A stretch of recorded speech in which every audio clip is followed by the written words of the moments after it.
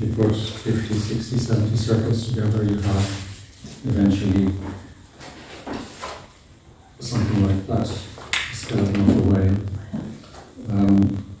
Inside there is what I always call a cocoon, and inside the cocoon you can't see it, there is sort of a human, we call it passenger, I think. And so when I was collecting the GA balls from GA clubs and schools, pretty much from all around the country, I think I went as far as Ballymena. They always gave me footballs as well, and I never knew what to do with them. But I didn't want to discard them, so I kept them.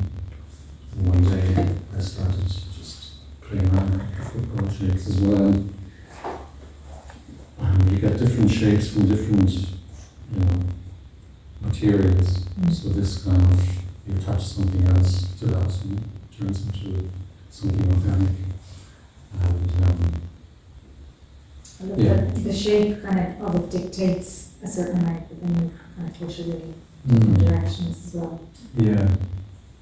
Like with this one, I stuck with that one shape and just copied it, 500 times or whatever to end up with that.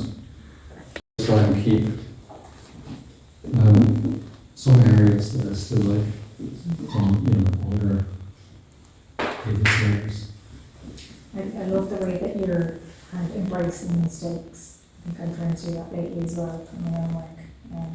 I think it makes the work, like it brings something real to it, and because there is that, like nothing is perfect. We aren't perfect, so it's kind of like allowing that to be is really nice. Yeah.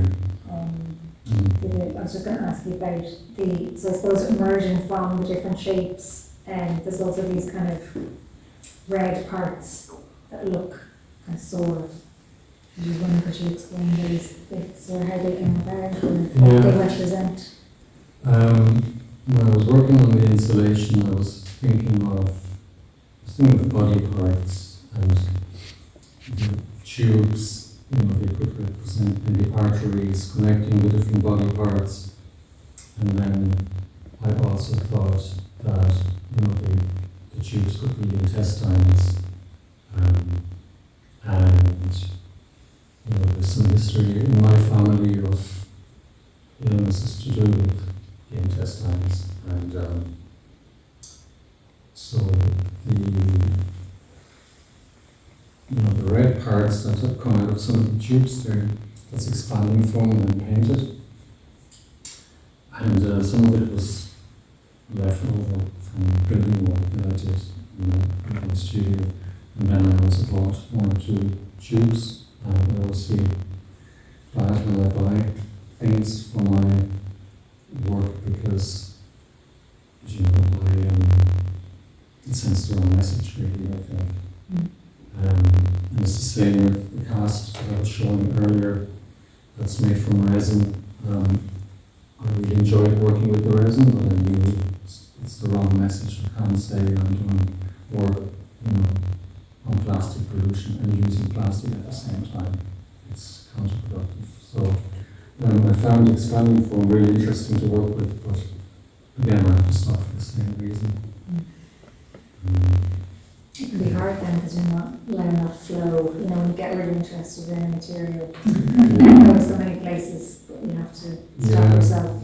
Yeah, it was difficult to stop both working with the resin and with the foam, but I think it was the right thing to do. And there's some really big ones as well, but a few years ago I had a leak in my studio and the water came down in that corner where I had stored all those paintings and they're destroyed.